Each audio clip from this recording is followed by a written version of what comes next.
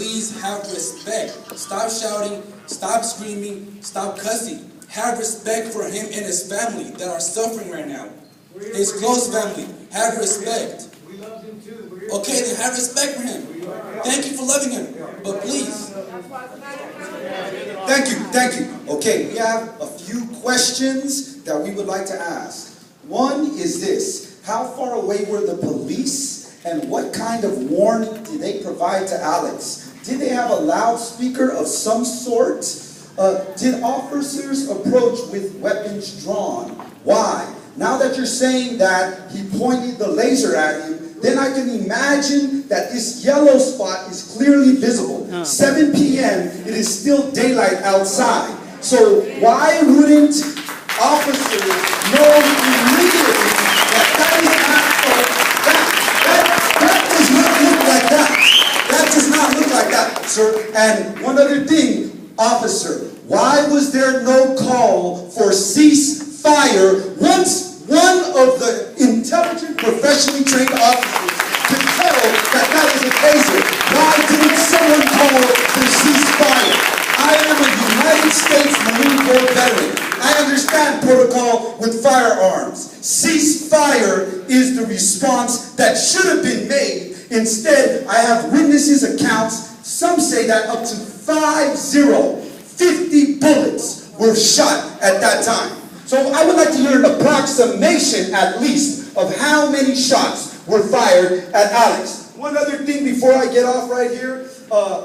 What were the positions of the officers?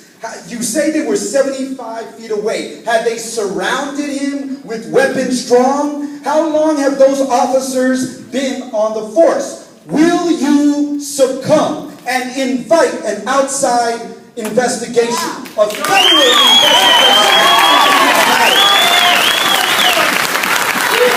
All concerned people, listen to this. You should all file a complaint at the San Francisco office of citizen complaints. If you have any information regarding this case, if you witnessed Alex that day, if you saw what happened, please contact our attorney, Adante Pointer, with the law offices of John L. Burris. They also represented Oscar Grant. And so, this is the phone number. Take it down. 510-839-5200. One more statement and I will conclude here. Some people have already stated that they are being intimidated by the San Francisco Police Department for being involved with this case. Please, sir, make sure that you do not have any rogue officers trying to intimidate, humiliate us, and kill our free speech. First Amendment right. Thank you very much.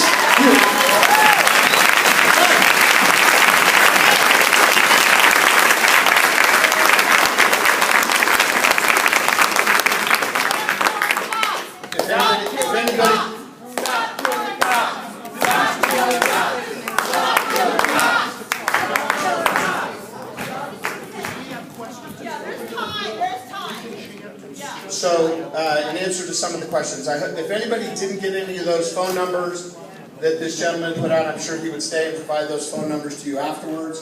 I would also echo what he said. If anybody saw anything, please make that. If you're not comfortable giving it to the police and you wanted to give it to OCC or whoever you wanted to give it to, it's important that we have every single person's account of what they may or may not have seen on that particular night.